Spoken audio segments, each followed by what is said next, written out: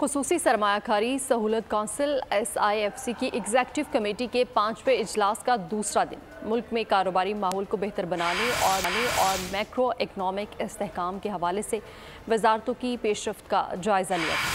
खसूसी सरमायाकारी सहूलत council SIFC की एग्जीक्यूटिव कमेटी के 5वें इजलास का दूसरा दिन मुल्क में कारोबारी माहौल को बेहतर बनाने और माइक्रो इकनॉमिक इस्तेहकाम के हवाले से वजारतों की पेशरफ्त का जायजा लिया गया। वफाकी वजारतों ने कारोबार पर असरअंदाज होने वाली रुकावटों को दूर करने और मुल्क में सरमायाकारी को राग़िब करने के लिए साजगार माहौल फराहम करने से मुताल्लिक मंसूबे पेश किए। कमेटी ने स्मगलिंग, ज़ख़ीरा अंदोज़ी और ग्रे और ब्लैक मार्केटिंग की लानत से निपटने के लिए मुख्तलिफ तरीकों का जायजा लिया और इत्तफ़ाक़ राय पर मबनी आगे बढ़ने के मौक़ों पर गौर किया। इजलास के आखिर में कमेटी ने मुल्क की पायदार इक़्तिसादी बहाली के लिए मुख्तसर, दरमियानी और तवील मुद्दती ठोस और पॉलिसी सतह के इक़दामात की सिफारिश की। एग्जीक्यूटिव कमेटी की तरफ से तैयार करदा सिफारिशात अपेक्स कमेटी के आइंदा इजलास में मंजूरी और अमल दरामद के लिए पेश की जाएंगी।